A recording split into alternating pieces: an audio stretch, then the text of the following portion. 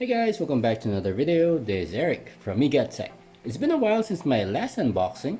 We all know we have to stay at home due to the current pandemic, and I only managed to get my hands on this because restrictions here have loosened a little. I wanted to do a Reno 3 and Reno 3 Pro unboxing, but unfortunately no stocks on the Pro. This is all I've got. So with that said, let's get this unboxing going.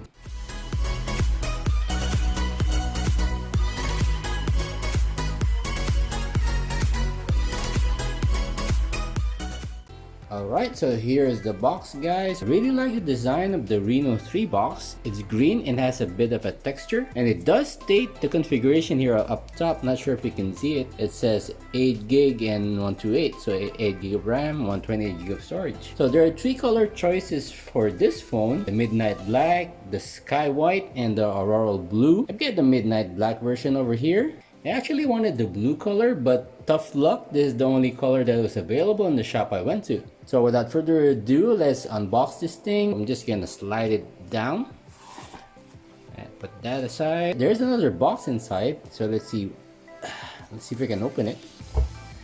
And nothing up top, put it there. So there's the phone, but as usual, let's set that aside for now. The first box on top has the manuals and the quick guide, which we all read cover to cover, right? There's the SIM ejector tray, and here is the free jelly clear case. Not the best for drop protection, but it will protect your phone from scratches. So it does save you the hassle of trying to find a case for the phone in case you're someone like me who can't go caseless on the phone. I don't really like to rock my phone naked. So let's put those aside. Let's see what else is in the box. So you've got the VOOC charging brick here, and it's rated at 30 watts. Oppo claims you can go from 0 to 100 in around 70 minutes or 1 hour and 10 minutes. Not the fastest, but very good for a non-flagship phone. You also have a white pair of earphones over here. It is a 4.5mm jack, so headphone jack is still existent on this phone, guys. And finally, you've got the USB-C to USB-A charging cable, and it's green, which does signify that it's VOOC charging capable. Alright, let's put those back in the box and let's discuss the phone itself. Alright, on the front of the phone, you've got a couple of key specs listed over here. You've got a 48 megapixel quad camera with a 20x zoom. It does boast a 44 megapixel ultra night selfie cam. It does say it can get a 108 megapixel image, so I'll discuss that later on in the video. And 6.4 inch AMOLED screen, and of course the VOOC Flash Charge 3.0. So let's boot up the phone, guys. Turning it on.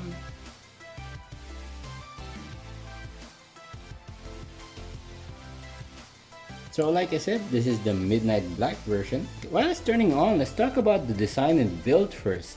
The Reno 3 looks nothing like the direct successor to the Reno 2. For better or worse, no glass back on this year's model. What it comes with is a plastic back with a glossy finish, similar to what Samsung is coming up with its mid-range phones, or what the industry refers to as Glastic. Though this isn't my first color option, it does look really good, and as they say, black goes well with everything. At the front, the phone has thin bezels. Bottom bezel is a bit thicker than the rest of the sides, but still considerably thinner than most other mid-range phones. No pop-up camera here, instead opting for a water drop notch. And unfortunately, guys, you don't get a notification light here on the device. Not a deal breaker for most, but people will miss that feature, myself included. The back of the phone is slightly curved, which makes the phone easy to hold and pretty ergonomic. There's an Oppo logo on the lower right here, and this year's Reno, or the Reno 3, has the cameras raised. You can see here there's a considerable camera bump. It's not like the camera system on the Reno 2 where it was sitting flush against the panel, though nothing a good case wouldn't fix, guys. On the left, you've got the volume rocker, so you got the volume up and the volume down, and along with the SIM tray,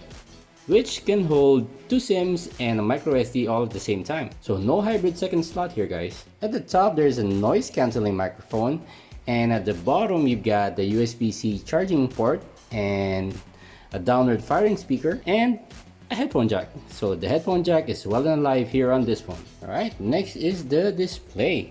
The Reno 3 has a 6.4-inch Full HD Plus AMOLED display with an aspect ratio of 20:9. The pixel density is 411 ppi. It should serve you well for multimedia consumption.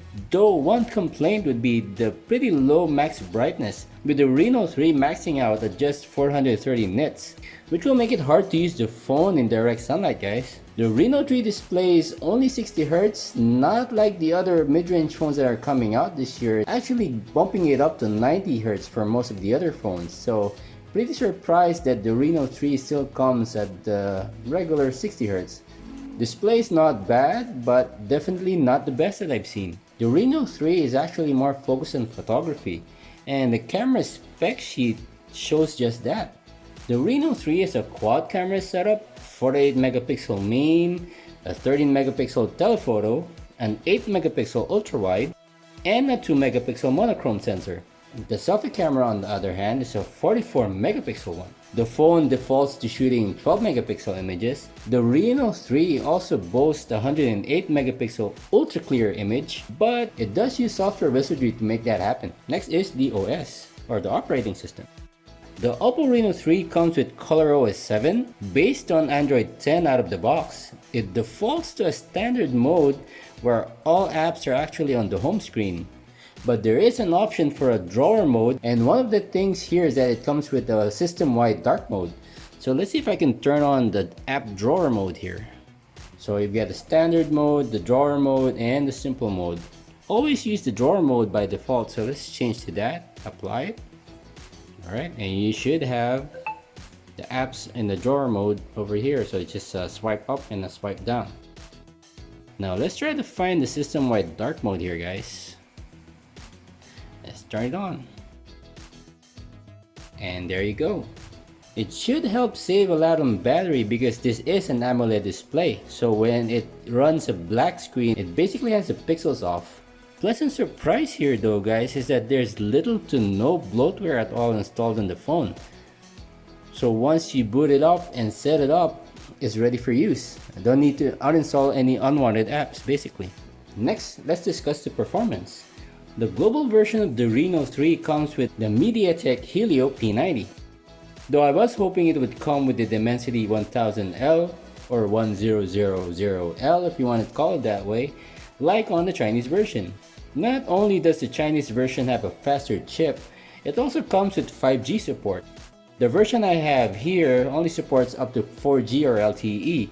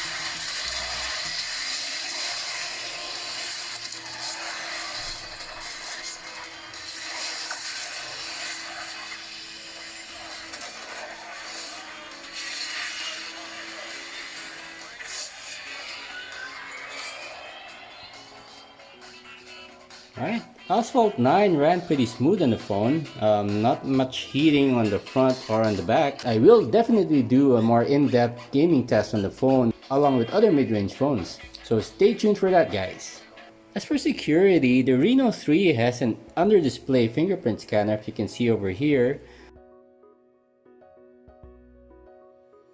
It performs pretty fast, actually one of the fastest ones I've used on a mid-range device. Power. Icon, and there you go. Pretty fast, guys, pretty fast. The phone does have a decent 4025 mAh battery, which should last the whole day with moderate use. I'll be doing a battery drain test along with other mid-range phones to see how the Reno 3 stacks up. So give me some time to get that together and I'll be uploading it as soon as it's ready.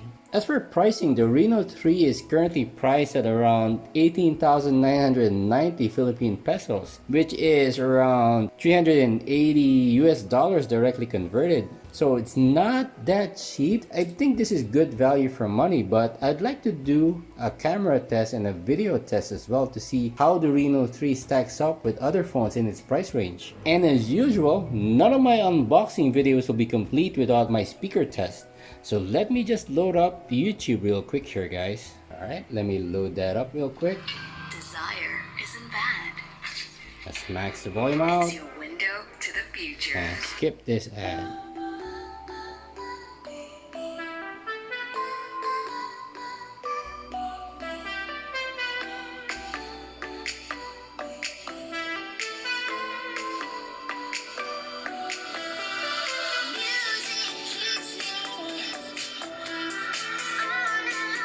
To be honest, guys, the volume is not where I hoped it would be. It doesn't get as loud as I would like. And the phone having just one downward firing speaker doesn't help it. Even though the volume is not that loud, it does sound pretty clear to me. There is a hint of bass, but not by much. But you do have that headphone jack to fall back to, so not all hope is lost.